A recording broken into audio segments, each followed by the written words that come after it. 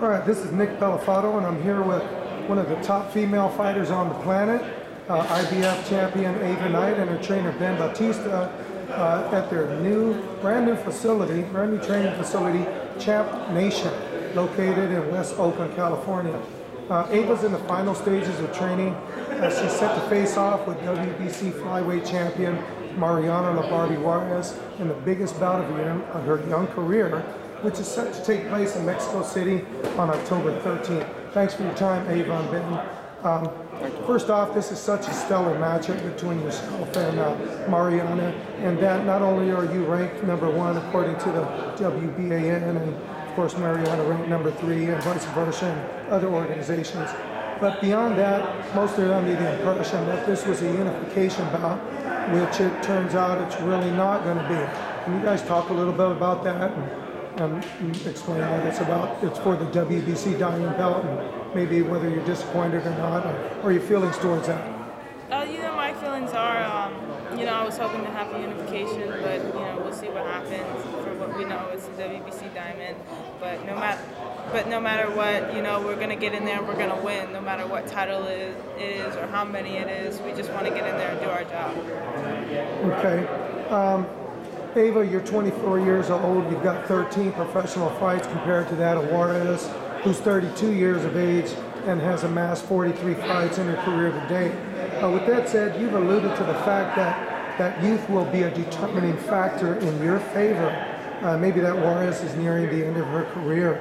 Assuming you've seen her in action, and you have in her last fight, what are some of the elements involved, or what are some of the things that have led you to conclude that Juarez might be slowing down?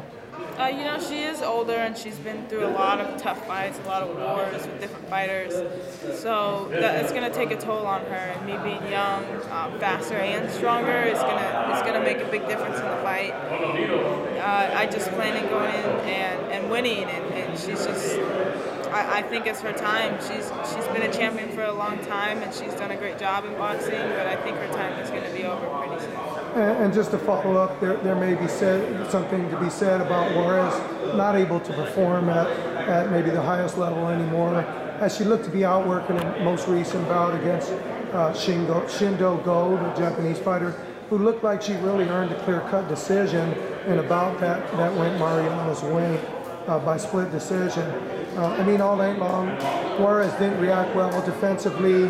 She got hit with the cleaner blows more often than she was able to land in return. You did watch that fight. Can you give me some of your impressions on that bout and how she looked? I just thought she looked slow. I think her age is getting to her. The fights are getting to her. I thought Shindo Go did a great job. I thought she was a great fighter, and I thought she came out with the win at the end. But it was a surprise to see that she lost. But we're hoping that's not a factor in this fight. We're gonna make sure everything is on my side. We're training hard, and because I don't want a close decision or a decision. I just want to get the knockout. I don't want to leave it to the judges. It seems that from a mental standpoint, you feel you have an edge over Juarez. But tell me, do you feel that you have a physical edge as well, or will you try to impose yourself on Juarez? Because again, in her last bout against the Japanese fighter, Shindo Go, really got physical with her, and she kept the pressure on pretty much all night long. Juarez takes pressure pretty well. I've noticed that, but I am physically stronger and faster, and I think eventually it's going to take a toll. She hasn't been in the ring with anybody like me before.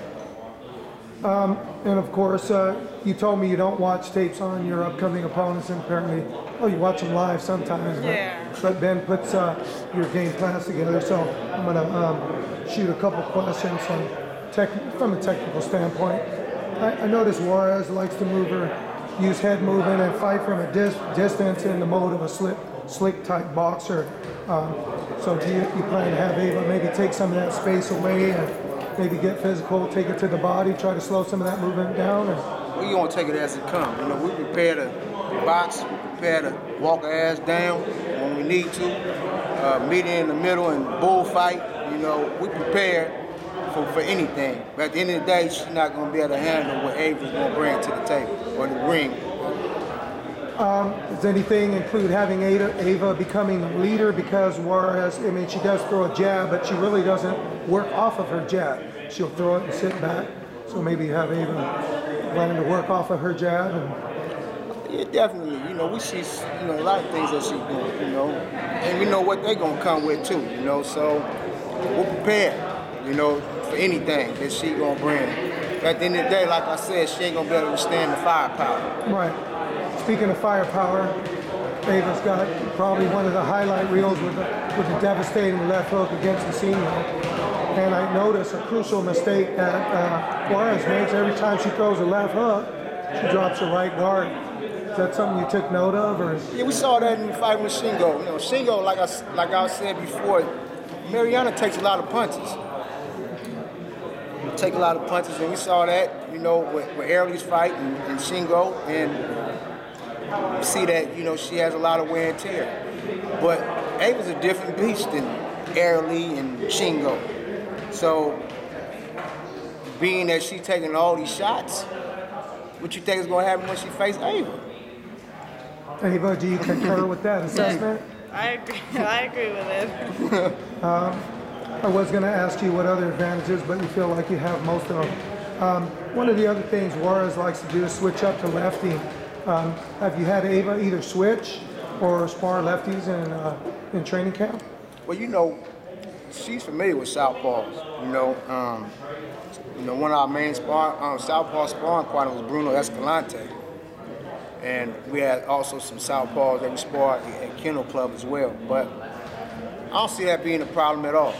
You know, when we started this camp, we started with a southpaw in this gym. She can come with whatever. At the end of the day, it's not going to matter. She's still going to go down. Of course, Mexico City is located 7,350 feet above sea level, which I believe prompted you to start training at Bear for the first time. And you said you were having a hard time training there at first, but how you've adjusted, and you've pretty much conquered that. But you're not heading back to Big Bear. You're going back to Mexico City to train for a few more days. Is that right? Yeah, because Mexico City is higher than Big Bear, but going to Big Bear was a great advantage. By the end of my session there, you know, I was acclimated. Everything felt good. I was going 10 rounds hard.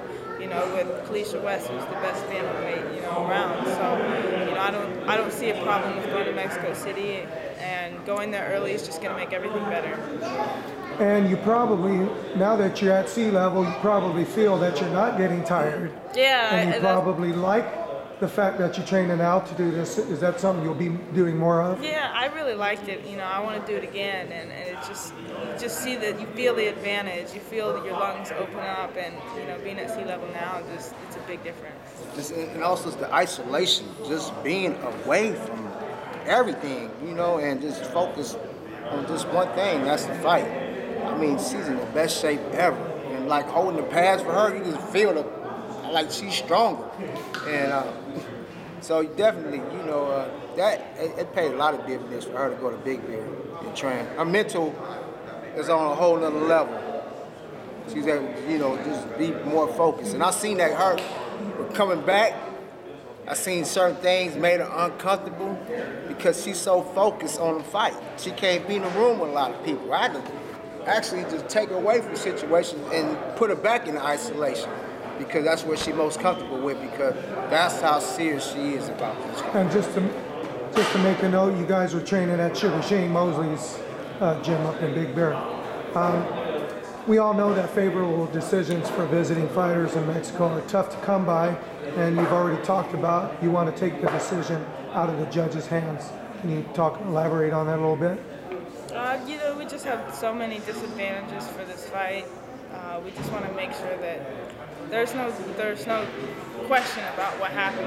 I don't want people going back saying that I didn't win when I did, or vice versa. You know, but we're training hard. I'm working on my strength because I do want to get the knockout, because I feel like that's the only way that I'm going to get the respect and the decision I need. And of course, again, many people are going to find out it's not a unification. They're disappointed, but you're not, because you're saying that if you beat her, you're going to get the diamond belt, but at the same time, you've beaten her, and and you're going to be number one. Can you talk a little bit about Yeah, that? you know, Mariana has been number one for a long time. She's been a great champion, so getting in the ring with her is great. But beating her would be even better. You know, that means I'm the top of the class, and there's nobody above me, and I don't think there's anybody that's going to be above me. And, you know, the problem with the fans up here, we don't get to see you, or it's all recorded. And Ben was alluding to the fact that this is going to be on Televisa, one of the bigger networks, if not the biggest in Mexico, and eventually that they're going to team up with somebody here in the United States and maybe start putting these bouts on television. Can you talk about that, or some of the prospects? Well, that's the plan. You know, our Mexican promoter has been talking to American promoters, and he has relationships that he's establishing. Can you name the promoter, Ava's promoter again? HG Promotion. HG Promotion. And Promotion de Pueblo. So definitely, because they are a powerhouse now, you know, even American promoters, you know, deal with them because they have a lot of fighters and they fight pretty much every weekend. So now, you know, they have more to bring to the table to make Ava fight in America because now they have more resources. Ava, you know, you went down for a little press conference in Mexico, and you and Mariana look kind of pretty cordial in the pictures and the photos. I don't know if I guess you don't need to have animosity towards her to get your juices flowing for this fight. No, you know, I have all the respect for her, you know, but getting into the ring is just business. Outside of the ring, I feel no hate, nothing towards her negative. You know, as a person, she seems great. So I don't take that outside the ring with me, but, you know, we did have our little commercial to do that we had to sort of go at it. And, you know, that I think that's the moment when I looked straight into her eyes and actually put some emotion into what I was saying. And I just didn't see the confidence in her eyes like I did. So, in your opinion, this fight will be as sensational on paper in reality as it is on paper? Yeah, I think it's going to be the best fight of the year. And last couple questions. You said at one point you'd like nothing more to avenge your loss to Ana Maria Torres, but again, she's having a baby, and she's going to be out of action for a while, but maybe perhaps in the future you'll venture up to junior bantamweight to fight her? Well, you know, if that's where it's at, that's what I have to do.